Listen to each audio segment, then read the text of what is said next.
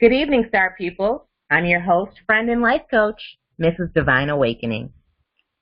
Today is the last series of the webinar, Mrs.Divine Awakening presents Discover the Power Within. And this series, the final one, is on the power of change. Okay? So I just want to introduce who I am again. I am Mrs. Divine Awakening. I'm a life coach. I work with mature teens and young adults who are constantly comparing where they are in life to where they feel they should be.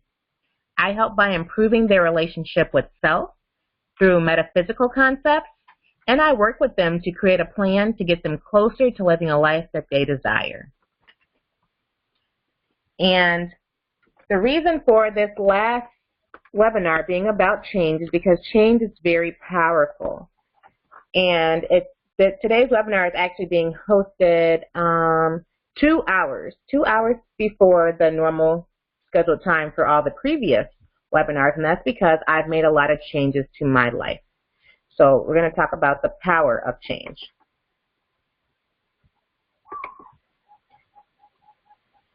Okay, so the power of change is so that you can be evolutionary. That means you're always growing. You're always challenging yourself to do better and be better than who you were the day before, the year before, and so much more. I tell myself a daily mantra, which is, I am the I am and will be whatsoever I shall be. That mantra reminds me that at any moment I can change. At any moment I can change into what I feel serves my higher purpose, my higher good, and the good for the universe. So by that I mean I'm able to be limitless, I'm able to be open-minded, and I'm able to try new things. So if just yesterday I didn't have much information on how to eat a certain way, I can just go ahead and continue on without that information and feel like that's the wrong way of eating. Or I can go ahead and expand my knowledge, be open-minded, and go find out why this new research is saying this, and what does it mean for me? Is this true for me? Being open-minded helps you to change yourself to evolve to the type of person who you want to evolve to. And being limitless is that you can set your goals and your visions of your future self to be whatever it is you can imagine. So if you imagine yourself being president, you can imagine yourself doing things to become president. Then you can eventually become president. You have to limit yourself to the fact that, I'm a woman and there hasn't been a woman president yet. No, still go out there and run and still go out there and do what you can do, because if you can imagine it, then you can achieve it. Trying new things, there's been a lot of changes that I've made where it involved me having to try new things. For example, me becoming a life coach, I had to become a business owner. I had to try to become a business owner. And before I was just, somebody who worked for somebody else. Didn't even want to be in management positions. Sometimes I had jobs where I was in management positions, but that was about as far as I saw myself at the time. Once I started to believe that I can be the founder of my own company, the CEO of my own company, a business owner, an entrepreneur, then I had to get the knowledge I had to get to that point, and I had to try new things to get to that point.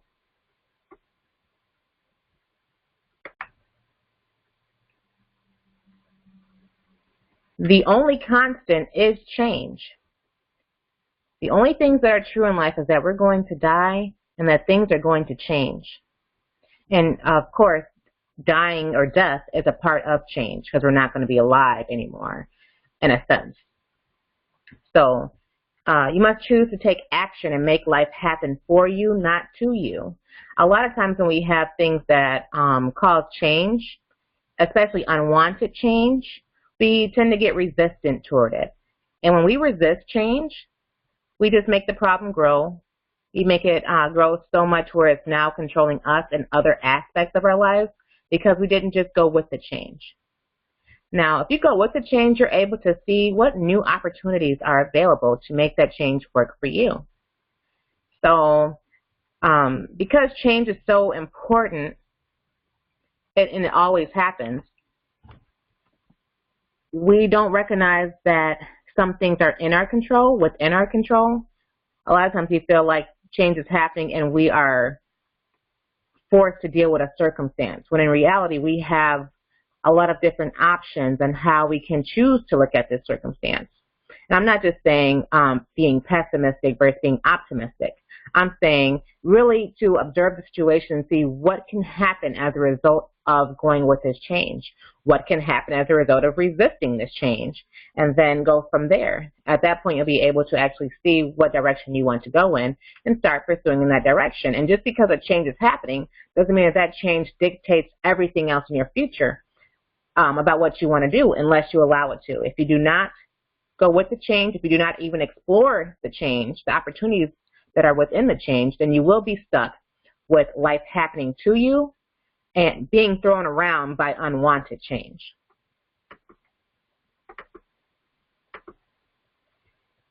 When you actually embrace change, it gives you the freedom of choice, okay? So you embrace your change, you can think about things. Do I want to get married? I'm getting older now. Do I want to get married? Is marriage for me? Do I want to be single forever? Okay, you have no children at the time. Do I want to have a child? What would my life look like if I have a child? Who would I be if I have a child? What would have to change about me if I have a child? Right, I'm working a lot, okay? So you're working a lot. Is this what you want for your future? Do you want to just be consumed with your work?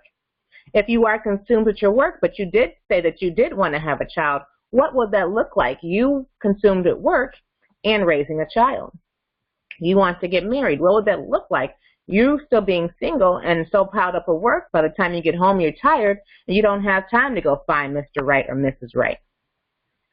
Okay? You going to a job that you might not enjoy or that's not fulfilling. What will that look like every day with you going somewhere just to make money, but you do not enjoy what you're doing? Okay, you have the freedom of choice. You have the freedom of deciding, okay, I do not like my job. I'm going to find a job that I do like. I do not like any of these jobs that they're trying to pay. I'm going to create a job to get the pay that I feel I deserve. You know, okay, I think I'm fine. I do not want a marriage because, you know, a lot of people are getting divorces, or everyone who I come across just hasn't been the right one. Not that I don't want to be married, but it's not that important where I have to rush into it right now. Okay, and we have to remember not to make any of our choices based on what other people say and do. And what I mean by that is that if you want to get married and you're around a lot of people who are unhappy in their marriage, it may make you feel like marriage isn't for you because all it is people who are unhappy who are stuck together, or people who cheat even though they're married, or people who just want each other for the wrong reasons or are married for the wrong reasons. Versus if you're around people who are happily married, you may see a different perspective where, okay, these people really love each other, or they're growing together, you know, whatever the case. So don't limit your choice. When you do make your choice, you do have the freedom of choice. Don't limit it to the types of groups you're around.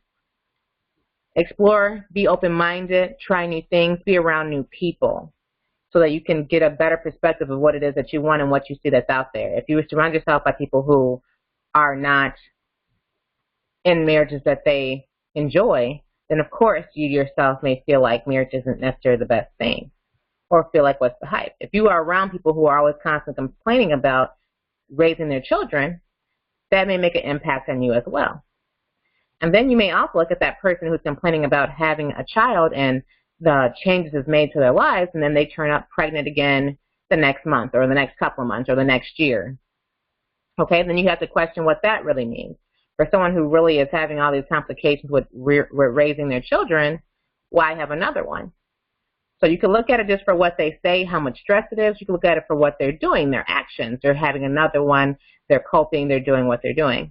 Or you can look at it from how they are completely different from who you are, and then the way that you would raise your children, the way you would even maintain your household would be completely different, where you may not actually go through the same things that they're going through, where you may enjoy being able to raise a child or have a baby. You may enjoy being married, or you may even enjoy being single with no children. So you have to know who you are in relation to the whole scheme of things to make that choice. And you have to be ready for this change that you're seeking.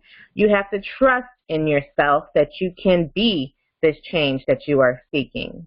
Okay? So Ask yourself the question, are you ready for the change that you seek? If you're saying that you want to lose weight, lose 30 pounds before the new year, are you ready for that? What have you done to prepare yourself for that? What new information have you come across to make sure that you're successful? Why is this important to you? Have you reviewed your goals? Have you reviewed your values to see why this is so important to you? Okay, how does this fit into your life? If it currently doesn't fit into your life, you want to lose this 30 pounds before the new year, because you have to find time to work out and you're just so busy doing everything else, you don't know when you'll have the time to work out. So are you really ready to make this change and drop these 30 pounds? Or what in your life will you have to change for you to be able to prepare yourself now for how you envision yourself in the future? So if you are preparing to be 30 pounds lighter, what in your life has to change? If you're working too much or have too many extracurricular activities where you cannot fit in working out, that something has to change. Whether it's you getting up earlier to do your workout early in the morning, whether it's you going to sleep later because you have to get your workout in after you're done doing the normal routine of yours that is just so time consuming, or you have to really look at your time, look at your schedule, and see where you can fit in a workout, or what do you really need or not need where you can create some space or some time in your day where you can be able to devote that to a workout. And even if it's not every day, you know, how often can you actually work out? You're ready to lose 30 pounds. What is that going to look like for you? How are you going to look in 30 pounds? Like right now, you may wear jeans or sweatpants all the time because you can't fit a lot of your clothes. Okay, so you 30 pounds lighter, what will you be able to fit now that you weren't able to fit before? Imagine yourself in those kind of outfits. Do you have those outfits around? Do you have those dresses that you would like to be able to fit into? You know, pull those out to the front so you can be looking at them and imagining yourself up in them. Maybe it's those jeans you want to be able to fit that you haven't been able to fit the last couple of years. Make sure those are handy so when you lose these 30 pounds, you have these clothes that you already saw yourself being able to fit in. Okay, what else has to change? So you want to lose 30 pounds? Have you changed how you're eating? Do you look at your current diet? Are you done eating the meat-based diet that you have, or not even meat-based diet that you have, the high-fat content diet that you have? You eat a lot of stuff that's filled with fried food or processed foods. Have you done your research to see how you're going to change that, what new diet you were going to implement? A lot of decisions goes into these goals when we're making goals for ourselves. It's not just simply stating what it is we want to do. It's exploring what it looks like when we actually achieve that goal. So you have to prepare yourself now for what you envision for the future self. So if you want to be a wife, and the type of wife you want to be is the type of wife who cooks home-cooked meals for your husband every day, you know, has the house clean every single day. As a matter of fact, you want to be a stay-at-home wife. You don't want to be a wife who works. You want to be a wife who every time your husband comes in the door, you look a certain way. What have you done to prepare yourself for this? If you still can't cook right now, you don't know how to cook a meal, then are you going to be that wife? Are you ready for that husband you said you want when you have not prepared yourself to be the type of wife who you want to be? I'm just saying wife, but we can also say husband.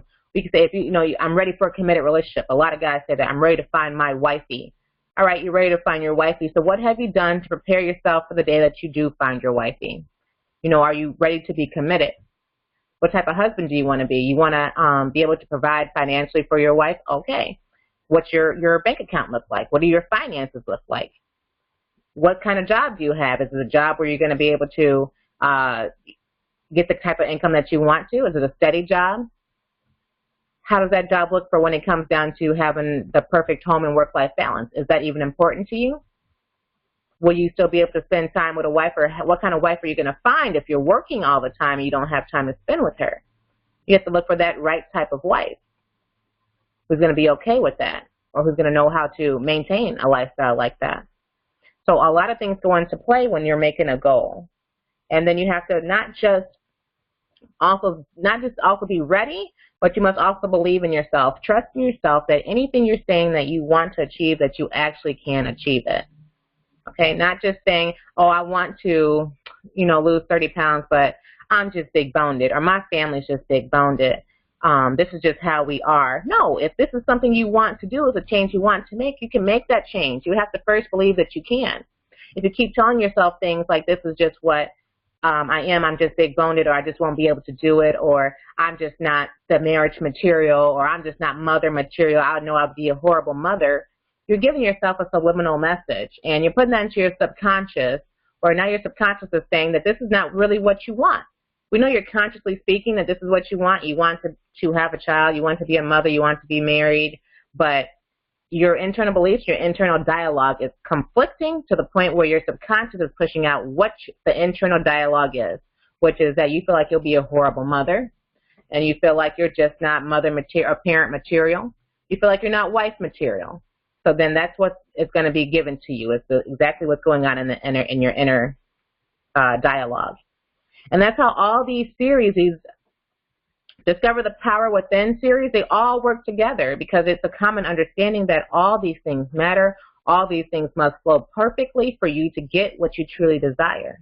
And if you're not able to get something that you truly desire, it's because there is a block somewhere. It's because somewhere, whether it's internal in your mind about a value or belief that's holding you back and limiting you from getting what it is you're trying to achieve, or if it's simply the fact that you don't trust in yourself. You have all, the gear you need to lose this weight, but you don't believe you can do it. If you don't believe you can do it, then you won't do it. You have to believe in yourself. You have to have faith in yourself, just like you have faith in a higher creation. You have to have faith in a higher version of yourself, which is your authentic self, who you truly are and who you truly want to be.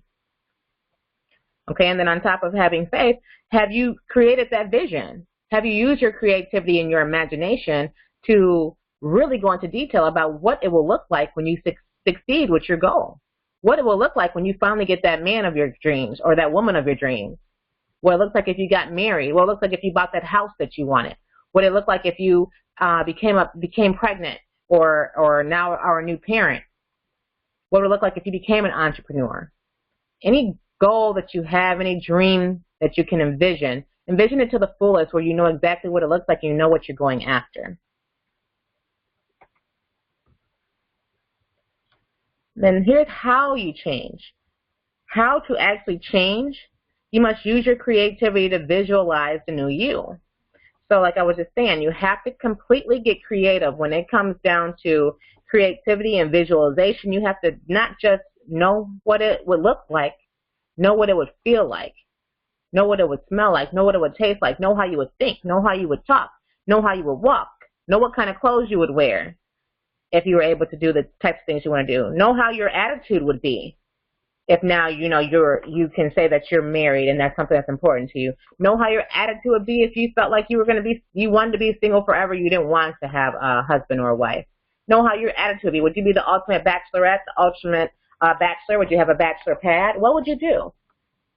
Whatever it is that you think that it is that you want to do that will make you happy, envision it to the fullest where you can actually see yourself there and happy while you're there. All right? So you have to get creative when you do your visualization. You have to imagine yourself in that new pair of jeans that you would wear if you lost 30 pounds. You have to imagine yourself if you're going to have a child, what type of maternity clothes would you wear? How would your boyfriend or your husband treat you when you're pregnant? What would your face look like? Would you have the swollen feet that a lot of pregnant women say that they would have? Would you have the morning sickness? What type of food would you crave? Okay. How would you treat your baby while it's inside of you? Would you read to it? What about stretch marks? Do you envision yourself getting stretch marks? Like really, really think about what it is that you're trying to achieve, and then it's easier for you to accomplish that way. All right, so I just want to tell you guys about my new changes. Like I said, I made this today 2 hours earlier than my normal session. That's because I have made the changes that I have been dreaming of making for the last 6 months. Ever since I became an entrepreneur and started my life coaching business, I really wanted to, focus on my life coaching. That became my pride and joy. That became the fulfillment I needed as far as it came to work. Now, when it came to work, I still had my full-time job working with the state of Illinois. And that was something that, although it didn't fulfill me, I was going to keep doing it because I still had my job that fulfilled me, which was being the life coach. However, so me stepping into my happiness, what makes me happy, which is life coaching, I started getting messages and getting pushed in the direction of being a homeschool teacher for my son. Now, there were a lot of things I had to check, which is my values and my beliefs over the public school system. And I don't have many positive things to say about this public school system. And like, I was a smart girl. I went through AP classes, honors classes. I always had homework 24/7. I was in sports too, so I definitely had a busy teenage years where it was a lot more homework and it was a lot more fun. But I still was able to get my fun in because of the type of friends I had, and fun was obviously something that I valued, so I was able to squeeze that in when I could. But I was definitely a hard worker, didn't have much room to play with or even to explore anything new on my own. Everything was about schoolwork. All right, so now, even with me going through that and then me feeling like by the time I got to college that the public school system had failed me for a lot of different reasons, even with the things that I spent hours studying, researching to learn like to the T, where it was ingrained in my head, and then to go to college and discover that a lot of that was like a half-truth, not the real truth, just what they wanted to tell us to get us through high school. But when you get to college, you get a completely different version of the story where it's like, how come I wasn't taught this before? Why? You wonder why you're learning the same history lessons over and over again as you're growing up. But that's why, because every year they give you, or the more knowledgeable you get, they give you more and more information on it, where you realize you were only told a little bit of the truth, if it was a truth at all at some point. So then it taught you to do your own research and things like that, where I realized so many lies have been told, and I understand the whole background of it all, and even understand now how people slip between the cracks in the school system, where I definitely didn't want that for my son. However, I was, stuck in the whole routine of, this is what I have to do. I have to work this job because it pays the bills. I can have my job on the side, but this is what I have to do to pay the bills. I'd have no time to be able to homeschool my child, and he would just need to go to public school. And I was actually kind of excited to send him to public school because I wouldn't have to worry about paying a babysitter. I finally get to just ship him off to school somewhere, somebody's school. And I already knew in my head I would have to just teach him other things, unteach him what they taught him, and then things just started happening where suddenly that wasn't okay for me anymore, for me to just say to myself, I would just have to monitor what they're teaching him and teach him the real version of it. Suddenly it was like, why, if that this isn't, that most of the things we've been told anyway were lies, why send him to somewhere where they're going to lie to him? Why send him to somewhere where it's going to completely change his character, the way he is, his uniqueness, and to be a uniform style way of learning, way of thinking, way of being? I love my child's personality, and I was really weary about what that was going to do to him when he became ingrained in the public school system and being conformed to be like everyone else, act like everyone else, and think like everyone else. His uniqueness will leave, and I love his uniqueness. So I started following the little hunches I was getting. It was like a little drop of intuition that this is what I should do, is homeschool. And every excuse I made, again, resisting the change, every excuse I made, I can't, I need to work, I need to make money. It was like I was getting all my answers. I'm a life coach now, so I can actually pursue that full time. And then, okay, but, I don't have the space. Yes, you do. And I started thinking about ways of how I would have the space. Anything I could possibly come up with, there was a solution already there for anything that was putting up a resistance wall about why I shouldn't homeschool. And then it went from that to me getting enough information to basically solidify my choice, which were things like him going into just preschool. He's 5 and he reads at a 3rd grade level. So they were learning 1 letter a week in preschool, and my son was super bored. So he was doing things that people do when they're super bored, and there was nothing I could do about it. The teachers at that school, they put him into the kindergarten class for reading to try to just shake him up a little bit and give him a little bit more challenging work, but he was reading even past that level. So because of his reading and his math skills, he wasn't able to enjoy the children who were his age because their learning level was so completely different that he just became bored, and he was either trying to do things just like they were or acting out of boredom. And they were suggesting to me the different types of schools that would be better suited for him. And me researching these schools, it was either I was going to be sending my son to a school that was going to cost $22,000 a year, which was way more than my college tuition loans are. I don't have that much of student loans, and that's for a reason. But that would have been way more than my loans were. So when I talked to the school and I said, yeah, that's a lot of money, they said, oh, we'll cut it in half, $11,000 a year. But still, add up the years. That's going to be way more than what I feel I should invest in the education for my son. So it was either not give him the education that he needed because I could not afford to do so, even though I'm working this job to pay bills and I have my fulfillment job on the side, or just go ahead and give him the education he needs with me being the one who teaches it.